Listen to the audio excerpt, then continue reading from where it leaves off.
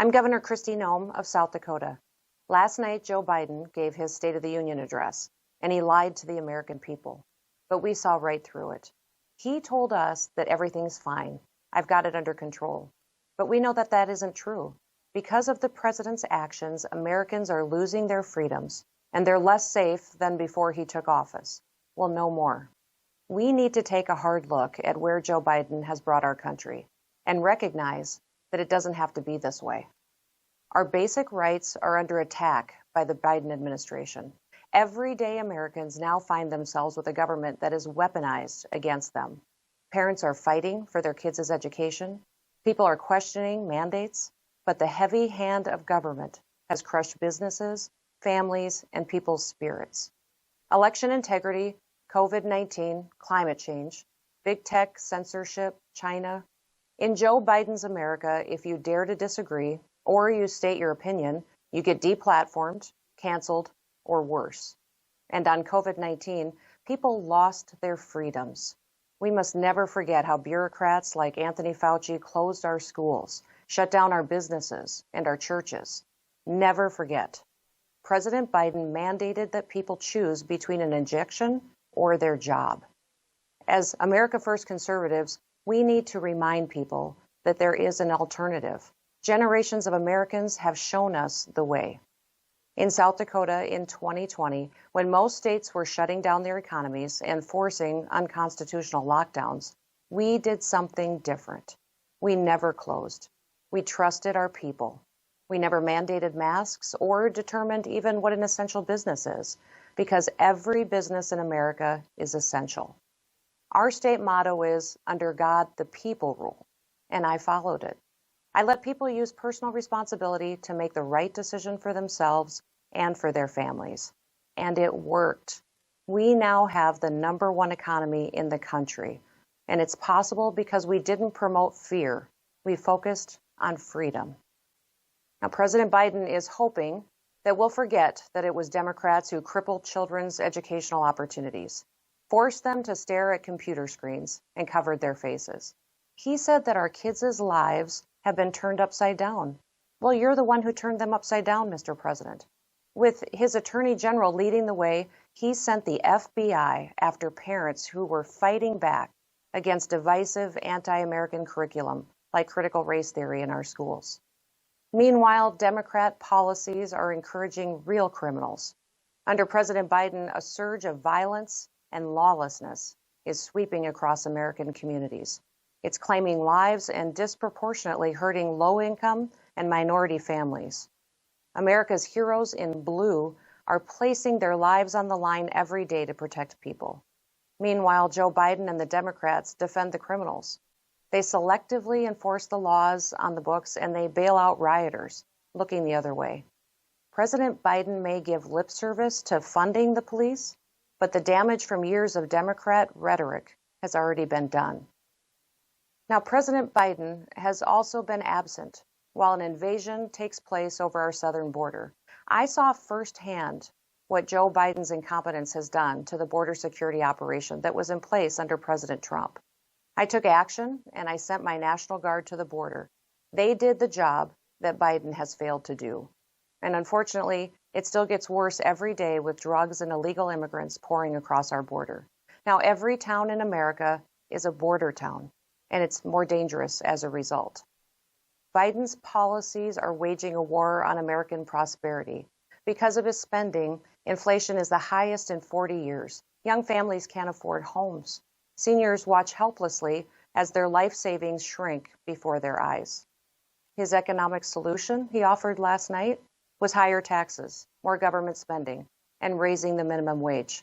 That will not fix inflation, Mr. President.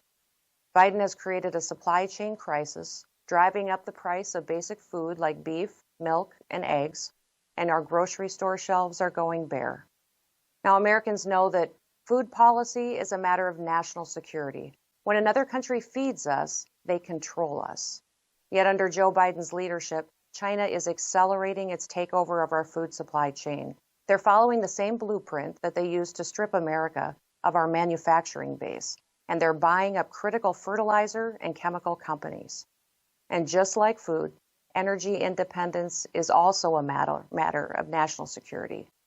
President Biden's Green New Deal destroyed our energy surplus, and it turned it into an energy crisis.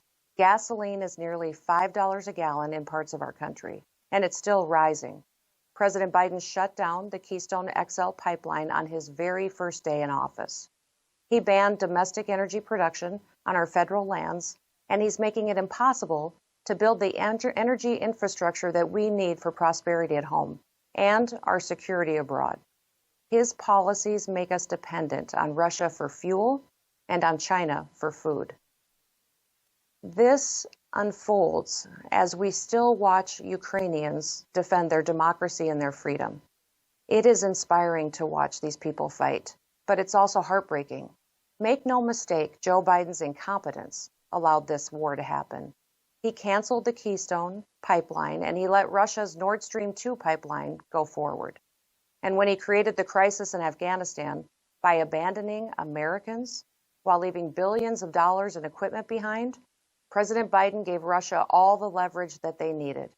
By making America look weak, he invited Russia to grab power in Ukraine.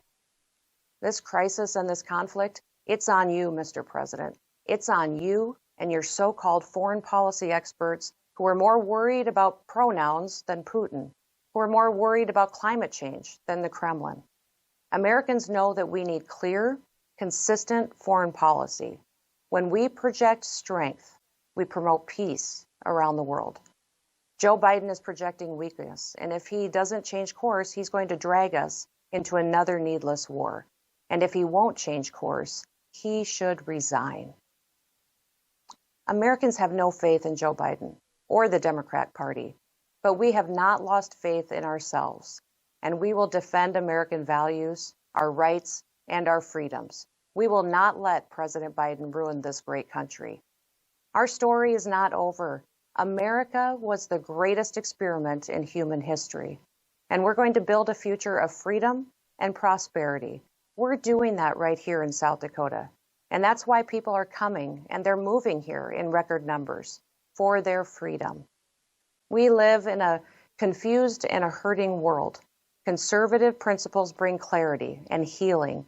In President Lincoln's immortal words, we're going to bind up those wounds. Rather than divide people based on differences, we're going to unite Americans around shared ideals. And together, we will restore America as a place where men and women are free. They're free to think, speak, create, and to build without fear. We will restore an America where kids and their parents matter more than the politicians and the bureaucrats. And no, we're not going to wait until November. We're standing up for freedom right now. The American people are showing up at school board meetings. They're going to local election boards. They're in our workplaces and in our communities. National politics starts on your street and in your neighborhood. Get involved. Lead. Do not be afraid to say, I love America, and it's worth fighting for.